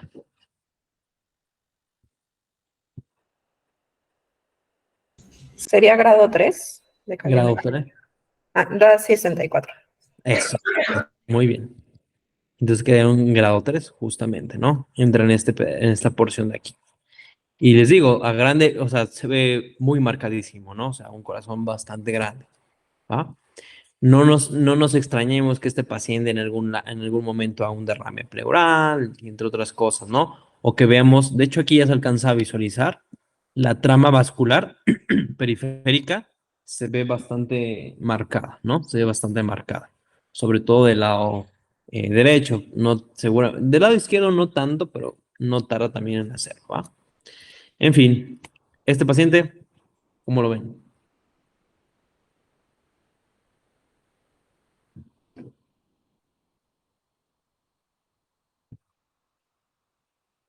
¿Cuánto les da? 67. 67. 67. 67. Muy bien. Y entonces está clasificado como Grado 4. grado 4 Grado de 4. cardiomegalia. Muy bien, perfecto.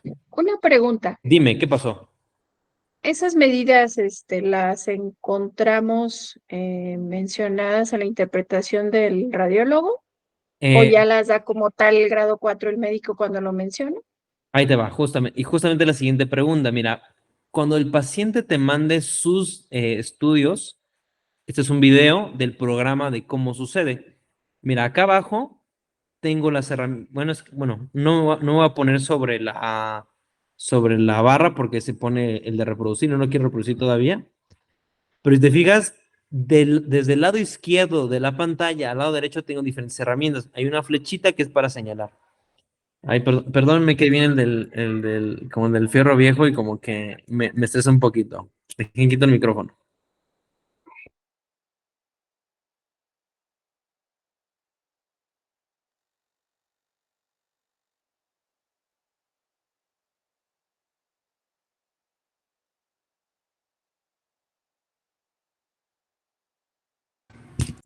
Eso del fierro viejo es muy de dime que estás en México sin decirme que estás en México, más o menos. Pero bueno, eso siempre, en todos los diplomados que tenemos, siempre pasa la línea del fierro viejo.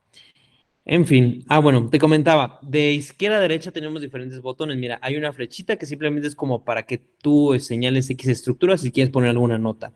Luego hay una lupa que es para dar zoom. Luego es una mano para que tú tomes la radiografía y la desplaces a donde tú quieras. Luego hay un circulito que está dividido en dos, un color oscuro y un claro. Justamente ese circulito claro es donde podemos dar clic y nosotros podemos bajar las densidades o invertir las densidades. Si quieres que se marque más lo negro, pues sube más lo negro. Si quieres que que se marque más lo blanco, pues subes más lo blanco.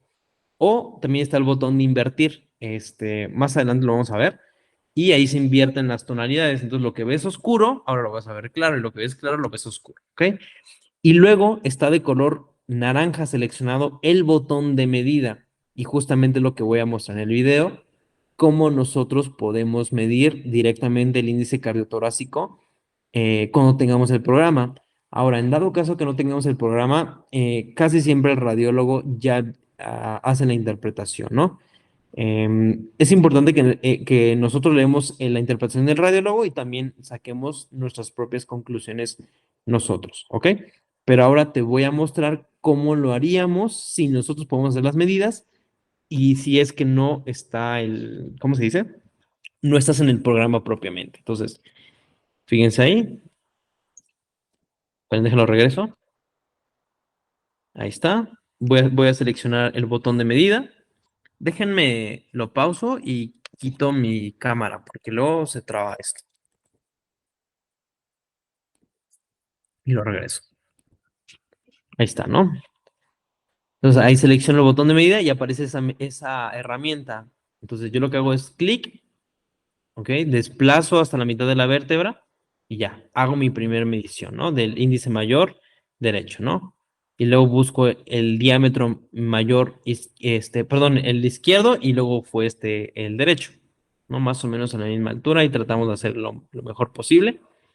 Y finalmente, me falta el índice torácico mayor, ¿vale?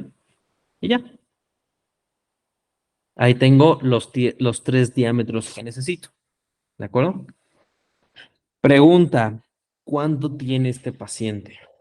¿Cuánto les da? Lo voy a hacer yo también, porque no me acuerdo creo que no viene el resultado, pero lo voy a hacer yo también, para ver si todos coincidimos en lo mismo. Ojo, hay una medida que está en milímetros, ¿eh? Hay que cambiarla a centímetros, si no nos va a salir erróneo.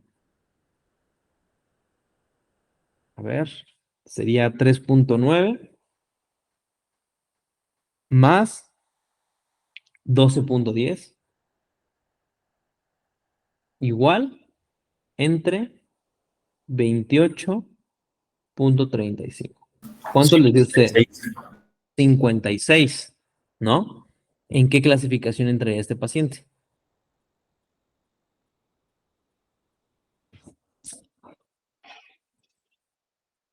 ¿Se acuerdan? Grado 2. Grado 2, justamente, ¿no? Entonces, así es como yo haría las mediciones en dado caso que pueda tener acceso al programa, que no vengan las medidas y yo ya lo saco directamente.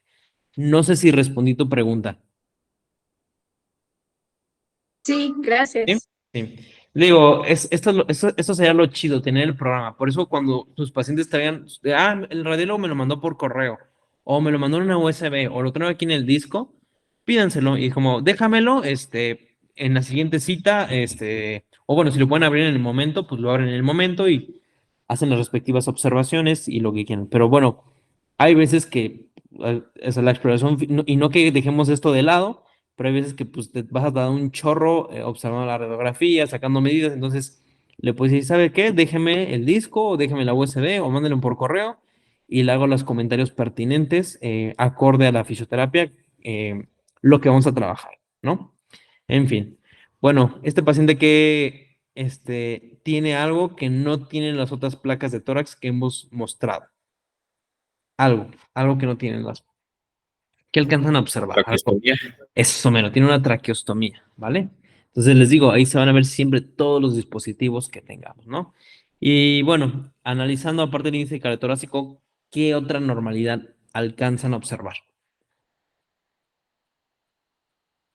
Bueno, la tráquea no es anormal, pero bueno, nada más quería comentarlo. Tiene obesidad, ¿no? Se ve muy elevado intestinos. Ajá, exacto, se ve con mucho tejido adiposo, la verdad. Es una mujer, ahí se ven las glándulas mamarias. Em, Aparte, ¿cómo ven? ¿Qué creen que sean estas cosas que están aquí? Mira? Son como unas grapitas de Son grapas, eso, mira, son grapas justamente. Es una paciente que fue sometida a una resección de un tumor pulmonar y ahí se ven justamente las grapas que le pusieron a la paciente posterior a la cirugía, ¿no? ¿Qué más? ¿Qué más? ¿Cómo ven los bordes los ángulos costofrénicos? del lado derecho se ve pues borrado. Borrados, ¿no? pero ¿hay signo de la silueta positivo o negativo?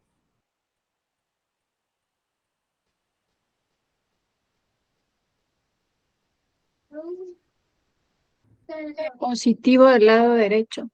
Se ve un poco positivo, ¿no? Pero alcanzo a ver un poco las costillas de cierto modo, ¿no? Entonces ahí estamos entre derrame pleural y atelectasia. Yo le voy más al derrame pleural. Sin embargo, acuérdense que luego vienen acompañados los dos que hacen un derrame pleural y al mismo tiempo también una atelectasia, ¿no? No alcanzo a ver que estén como tan desplazadas las, ¿cómo se llama? Las La estructuras. tráquea. La tráquea no se ve, incluso la tráquea se ve derechita y las clavículas se ven bastante simétricas, ¿no?